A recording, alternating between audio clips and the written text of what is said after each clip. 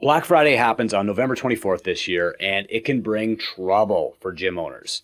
Every year, gym owners ask questions about offering discounts and deals, and too many of them slash their rates when they don't have to, or they cut prices in these desperate attempts to attract new members who are really just bargain seekers and who won't stick around for the long term. The best gyms in the world don't offer discounts ever because they don't need to, and especially not when Black Friday and the holiday season rolls around. Today, I'll tell you why you should avoid discounts and exactly how you can say no to them.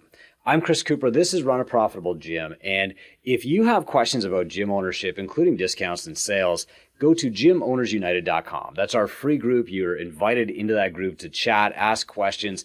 I'm in there about once a day. The Two Brain Mentors are in there more frequently. And it's just our free service to help gyms grow.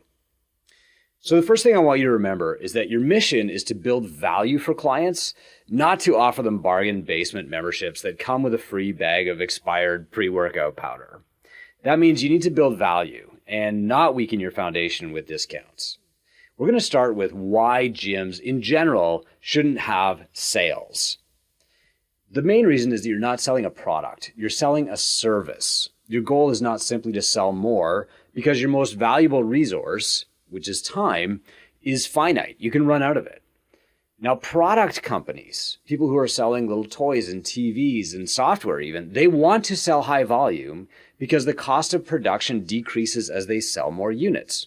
They can buy more parts in bulk, they can negotiate volume discounts with suppliers, they can streamline their production. You can't do any of those things. You can only sleep less or work out less. This means that it's important to sell our service at the rate that will make us profitable, maintain a professional image, and avoid problems that make our business unstable. Here are the reasons the best gyms don't discount rates or have sales from both sides of the coin. First, discounts attract the wrong people. Because we don't have unlimited time and attention, then spending that same time and attention on a client who pays us 20% less than everybody else is robbing us of what we could earn in that same time. Our rent doesn't go down 20% when we give a client a discount. All the savings come from a profit.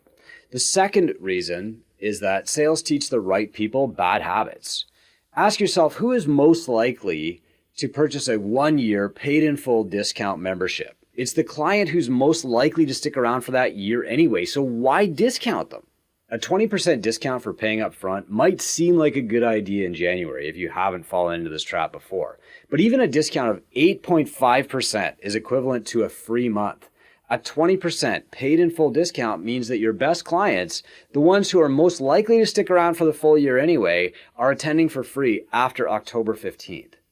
And worse, it teaches these great people to wait for another sale before signing up again. When you seize this bad habit of having these sales, well, they don't think, well, that was good while it lasted. I was getting a bargain. I'm really thankful. Now I'm happy to pay full price. Instead, they think, well, now I got to pay 20% more for the same service. The number 3, and maybe the biggest reason that you don't need to give discounts is you're probably underpriced anyway. You're probably discounting your rate based on your own budget or what you think people are willing to pay, and you really don't have any margin left to cut. I mean, really, you should be charging probably about 40% more for your basic service. And if you wanted to, you could raise your rate 60% and then give a 20% discount, and you would be where you're supposed to be. But you're already probably undercharging. It's very, very, very common for a gym to come into our program and they're in severe financial trouble despite offering a great package, despite having great retention, despite having great coaches and great care, simply because they're undercharging for their service. Do not slice that even further, or you'll be slicing into your own flesh. Finally, the fourth reason is that discounts and limited time sales are a downward spiral. There's a limit to how many people your gym can train and keep. That limit might be determined by your size, but more often it's determined by your client management. If people think that you are the same as every other gym, they'll just keep price shopping until they get the lowest price. And if you offer discounts, you can't make it up in volume because your churn will be too high.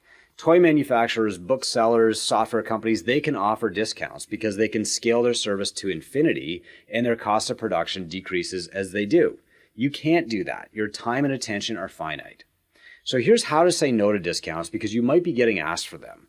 The easiest ways to say no when somebody asks you for a discount are, number one, we don't have discounts. This is my go-to. If you don't have discounts for anybody, then it's simplest to just say that discounts don't exist at your gym. And this often solves all of the discount problems in gym, right? And for me, when I finally got rid of discounts in my gym, it was really easy for me to just say, we don't offer discounts. That ends the conversation and away you go, right? People don't want a special deal. They want the best deal that you're currently offering everybody else. If somebody else is giving discounts and the client comes to you and says, hey, I can get a 20% discount for blah, blah, blah at this other gym, you should respond with, we don't play those games. Because the nature of discount is subjective, it requires this human decision instead of an automated process, it's always easy to cast a shadow of doubt on the person who's doing the discounts. Now, I saw this in action when I was selling high-end fitness equipment. We were always in this battle against department stores that ran these frequent sales on treadmills. But here's what they were actually doing. They were overpricing their treadmills by 40%. And then at Christmas time, they would discount the treadmills by 40%. It was this constant game. And once I realized that was the game that was being played, it drove me crazy. In a gym world, what's more likely to happen is that a new or a desperate gym runs this crazy price promotion where the owner really doesn't know how to run their profitable business. And, the clients are like, wow, 40% off at that gym. And they come to your gym and they're like, how come I can't get 40% off? And well, it's because that gym owner doesn't know what they're doing and they're probably not going to be around in 2 years, but you're still tempted to follow them down that road. Okay. So when you say something like, we don't play those games, what you might be doing is planting a seed of doubt in the client. Or if you say, we run a mature, respectable business or something like that, you're not slandering the other guy. You're just literally explaining why you don't give discounts. So when we were doing this with treadmills and somebody asked us to match a price or, they'd have this like 40% off sale, the client would come in and ask us, can you match their price? And we'd say, we don't play those games. And it worked. You could see a visible shift in the purchaser as he or she became suspicious of the chains offering the discount. When somebody asks you for a specific discount, right? So let's say that they're a member of a service group and some members of service groups receive discounts from other businesses, so they are inclined to ask for them everywhere. So, I'm in the military. Can I have a 20% discount, right? Or I'm a police officer. Can I have a 20% discount? What you say is, we treat all of our service professionals equally well because we know our service is critical for their safety. The service that you provide to military personnel and police officers and firefighters and other safety workers, it's not $5 off. That's not why you're here. You're here to keep their butts alive. So remind them gently and also use the pure anger. Nobody else gets a discount and you don't want to be different from the crowd, right? Now, I need to kind of qualify this because I have a lot of gym owners who are former military in Two Brighton, or maybe current military even. And when they are asked, do you give discounts? They often do. And I say, well, is that why you signed up for military service? And they said, hell no. And some of them even get offended when they're offered discounts by other people, but they still offer them in their gym. And they can't give me a logical reason why not. So these are often some of the people who are the first to get rid of discounts in their gym once they realize that the discount isn't helping them. They might think that the discount is helping them with marketing. It's not. I'll come back to that later. All right. So finally, when somebody says, wow, your rates are so much higher than everybody else's. You're so expensive compared to that gym down the street. What you say is this rate is as inexpensive as possible for this level of service. Now, you don't ever say cheap unless you're talking about the competition, right? You never say like, well, this is as cheap as I can do it. Second, you're sticking a wedge into the conversation. When you say for this level of service, this rate is as inexpensive as possible for this level of service, that should prompt an opportunity for more explanation, right? But you don't have to expand unless you're asked. Most people will say, what do you mean? And then you can explain why your service is better. Here's some additional advice when you're asked for discounts. Number one, don't over-explain.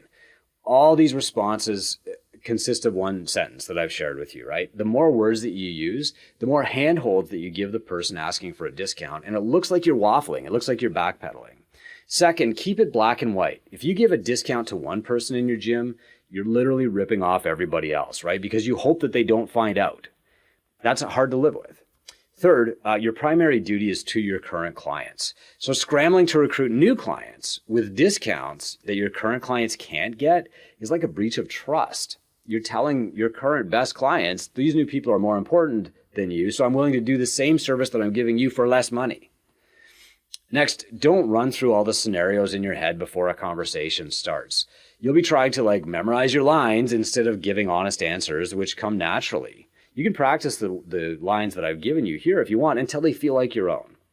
Especially if you're using the really simple, sentence, we don't give discounts, communication becomes really easy and transparent. Now, if a client says, I'm going to go join that cheaper gym, then that's good because you don't want everybody. Don't pour your care into fickle clients who are only after the cheapest rate because while you might be the cheapest rate today, soon somebody else will be and they'll go to them anyway. Finally, don't presume that anybody wants a discount. This is the number one error that business owners make. We project our own budgets onto other people. So remember that lower prices require more clients to make the same money. Every time you give somebody a 20% discount, you have to increase the number of clients that you need to reach your perfect day. You weaken your business and you impoverish your family by chasing the wrong metric. You know why nobody ever asks the top gym owners for discounts? Because they don't give any, even on Black Friday. So I want you to ditch discounts and do this instead. Instead of creating a special discount on Black Friday, here's a plan to increase the value of your service to your clients. Step 1. Have a conversation about goals. We call this a no sweat intro, but you can call it whatever you want. Just sit and talk about clients' destinations before you start selling them maps. Step 2, draw a map. Now you're going to make a custom map for the client from the destination backward to where the client is now. You're a coach. This is called coaching. Include all the elements the client will need to get to the destination, including an exercise plan, nutrition, accountability, and even sleep. Step 3, walk the client through the plan. Step 4, if the client agrees with the plan, they'll tell you, or you can ask them, does this sound like a good plan to you? If they care about their measurements, take measurements, and then give them the price for that plan, or at least the first steps. Then you're going to plan your next meeting to occur within the next 90 days. So here's the plan. Do you agree? Great. Here's the price. They're signing up. Let's meet again within 90 days, and let's measure you again. And when you meet up again, celebrate every win with the client between their appointments. Okay, so don't wait 90 days to talk to them. Every time something goes right, celebrate that. Text them, call them, send them an email. And then when you do meet up again, measure their progress. If they're not getting good results, change the map. If they're getting great results, keep the map. That's all you have to do. Change the price if the map changes and schedule the third meeting. And then just repeat this forever. This is called the prescriptive model, but it's really just good coaching. How do you add value to your service? You provide what your clients need to be successful. You don't cut your rate.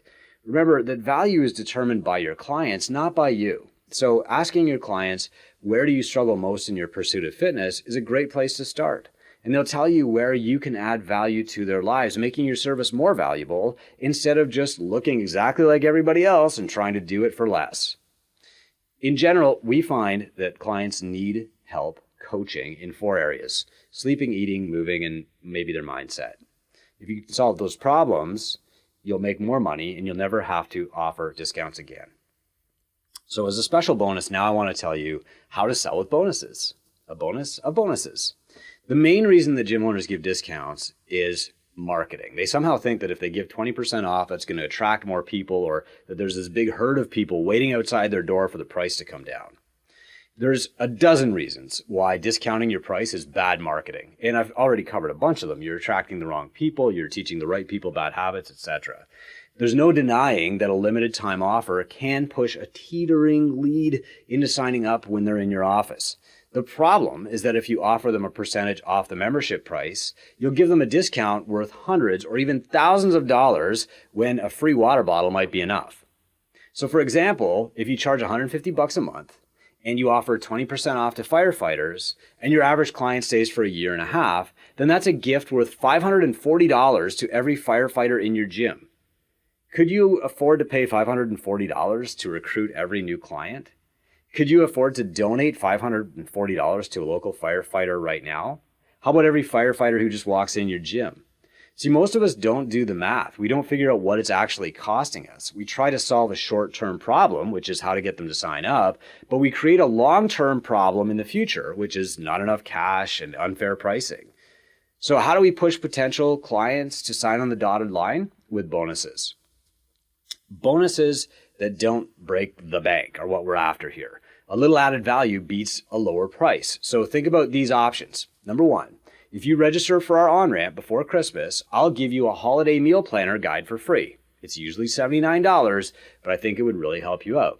Now, in this case, you're giving them an asset that you've built once and you can sell forever or give away forever if you want to. Maybe you don't ever sell it, but it's on your site listed as a $79 value, okay? The point, though, is that it's worth $79 to them. It has to actually be valuable. Second option is, I think nutrition coaching is your ideal starting point, but I'd like to help you build an exercise routine while we're dialing in your nutrition habits. So if you're up for it, sign up for our nutrition program and I'll give you a 30-day walking plan if you're ready to start today. How does that sound? Okay. So again, the 30-day walking plan is something that you've built once that, you just are willing to give them because it has value, even if you're not selling it for a price point anywhere else. The third option is you say, hey, I'll tell you what. I was going to say let's start after the holidays, but that story you told me really hits home. Why don't we bring your husband in for a 2-on-1 personal training session next week? It's usually $105, but this time it's on me. I think that will help you keep you on track. How does that sound? Now remember, the bonus that you give must be valuable to the client. That doesn't mean that it's expensive to produce or it takes a lot of effort on your part. So if a client is booking a one-on-one session, telling them to bring their spouse in to do a 2-on-1 is great marketing. It's a great support for the client and it doesn't cost you any more time. Here's a real-world example. This is my favorite bonus ever. I was sitting in this no sweat intro session with an undercover cop and we were talking about his job and the long hours that he was spending just sitting in trucks waiting for something to happen. So I made him a prescription, here's what you need. And I gave him some homework, or I promised that I'd give him homework that he could do to keep from seizing up on stakeouts when he was just sitting in his truck, kind of kyphotic posture all day. But then I asked, how do you keep from getting bored all the time? And he said, well, it's a real challenge. So I just listen to audiobooks. So I pulled up my audiobook catalog and I showed him some of my favorites. And he'd read some of them, but we spotted 3 others that I thought he would absolutely love. So I said, okay, I'm going to send you these 3 audiobooks. It's on me. You're going to love them. And he was really taken aback. He said, what? And I said, I'm going to ask you what you think about them when we're doing our personal training sessions. Is that cool? And he said, are you giving me homework? Like he laughed and I said, yeah, I'm serious. I'll give you these books. We'll talk about them in your PT sessions. And he said, okay, sign me up. And then he said, this was great. Before I came in, I was worried this was going to be some kind of sales pitch or something. So he signed up for our $400 per month premium service. And then he brought in his wife and son too. And what it cost me was about $36 in audiobooks. When you're signing people up, you need to consider value, not discounts. Bonuses can help you sign up a client who's not sure, but there's no need to injure your business long-term by giving a lifetime discount or even an annual discount. Do not mortgage the future for the sale today. What's an asset that has value to the client but can be given away by the gym for free? Think about a free guide or a template or a planner or even a course that you can deliver online that doesn't require any more of your time. Don't give away a free month of classes. Don't give away a free one-on-one personal training session. Don't give away anything that other people are paying for, but give something of value to help push people over the line. I'm Chris Cooper. This is Run a Profitable Gym. Look, you're probably charging way too little already. Don't discount anymore. Don't kill yourself for the sake of Black Friday. This is the death spiral that kills so many gyms, and I'm really desperate to save them. Instead, offer bonuses to help get people signed up on time, get going before Christmas, and change their life.